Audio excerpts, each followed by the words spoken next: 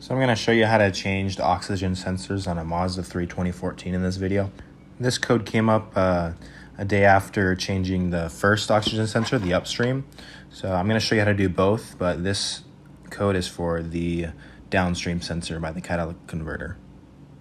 A few things you're going to need to do this job are I put the car on some ramps, flathead screwdriver, ratchets, 12mm and 10mm sockets.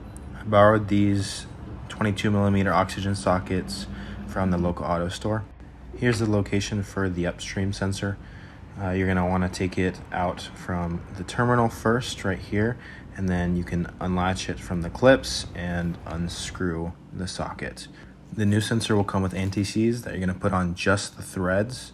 This is the old one, but you do the same thing for the new one. Then you can screw it back in, latch it up, and then plug it back into the terminal. The Downstream sensor is a pain in the butt. I put it on ramps, you can jack it up, but you're gonna have to remove all this here.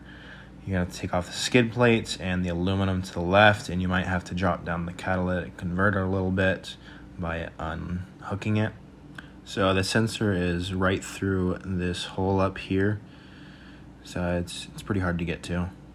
While we were waiting for the cat to cool down, we unbolted all this stuff.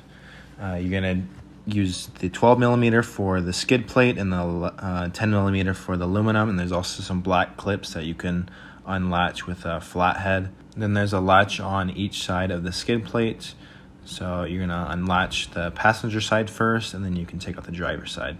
Once you do that, you'll be able to access the sensor. You just follow the wire to the terminal.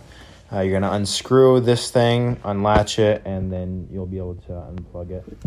You also might want to unplug the battery just to keep it safe while you're doing this.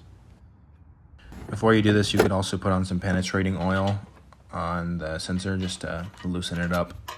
We ended up snipping the wire just because it was really hard to get out.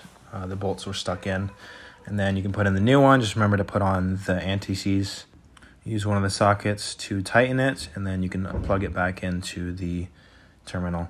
Then you just want to bolt everything back up, make sure everything's tight, screw it in, put the catalytic converter back up, and then you're good to go. After doing this, we plugged the battery back in and haven't had a problem since. No more check engine.